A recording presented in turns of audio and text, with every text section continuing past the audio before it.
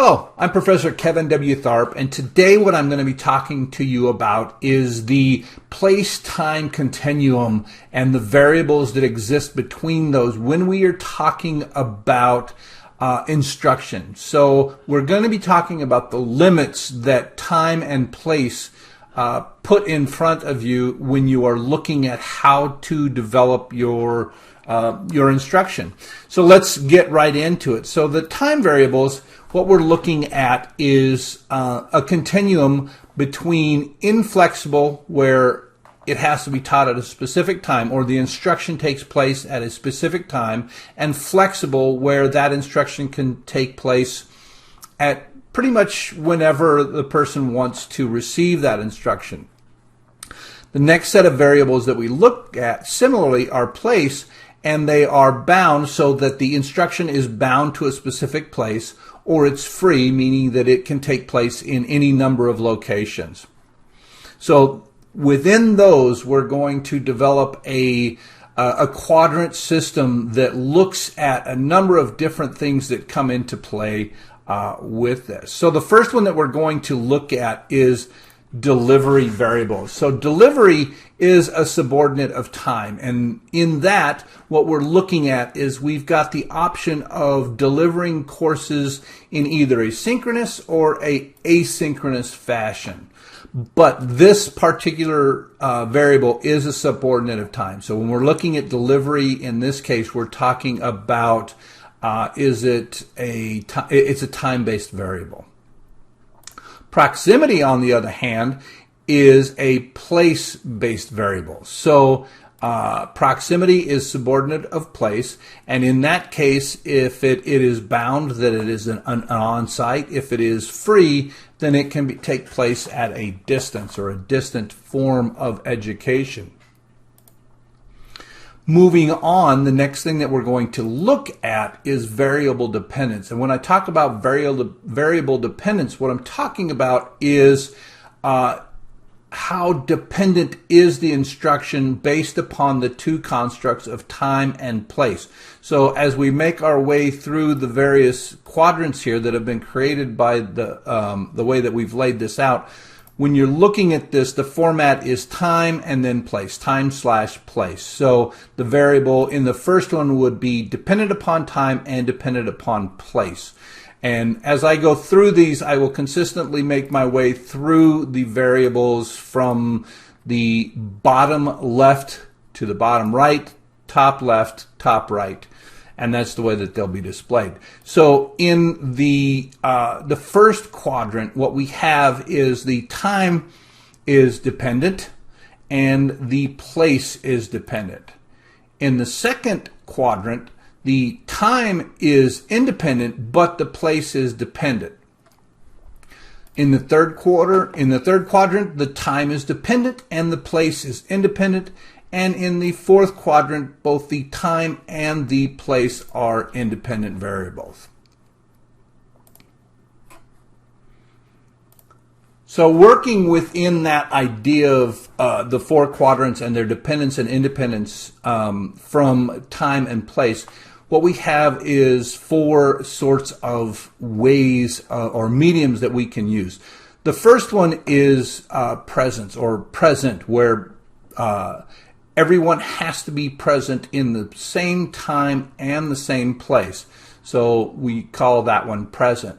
Substrate is flexible in time, but it's bound in place. So in this one, you would think about something like a cave painting or a history museum display, or something like that, a board that has some kind of a substrate that has content on top of that, and the substrate is in a fixed location. Broadcast is independent of time and dependent of place. Nope, the other way around. It is dependent of time and independent of place. And so that would be something like a broadcast. And then the independent and independent is a record. So a recording, some kind of usually a digital record that can be retrieved at a time and place of the choosing. So that's the medium that we're talking about. Moving on, we're talking about the instruction format. And this is where we start getting into more specifically the ideas about learning. So when we are talking about an instruction format, we've got a format that is fixed, meaning you know when and where you have to be in order to be involved with that instruction. Static means that it is a bound by place. The content doesn't change, but you can go there at different times. Stream means that the content is in a steady flow so that you have got to be there at a specific time, but you can view that from many locations. And then there is transcendent, and this is the category where both the time and the place are independent, and so it transcends both time and place. So it is transcendent of the time-place continuums. So when we move into instruction mode, this is where we really think about things as teachers. So the way that this plays out is that in the dependent category, we've got face-to-face. So the traditional kind of instruction where you have got a teacher and a student in the same location at the same time, and the instruction is taking place in that way. Display is more like we're talking about with, say, a history museum display or some other kind of display that is in a fixed location that you come to as you're ready to receive that information. Broadcast, again, is the the best example I have for this is let's say Sesame Street. That would be a good example. Another good example, if you're familiar with Australia's Radio of the Air, where for many, many years they have broadcast at a specific time information over radio or television so that remote learners could receive this. This was in the pre-internet days. It probably is still going on today, but it's a broadcast type of education. And then there is customized, which is what people generally think about now when they are talking about online instruction, where both the time and the location are flexible for the learner. So digging into the entire thing, putting it all together within the limits, we've got the continuum of time and place, which allows for broadcast, customized, actually going in the right direction. It allows for face-to-face, display, broadcast, and customize. Now, the thing that we haven't talked about is hybrid, and honestly, most types of instruction are to some degree hybrid.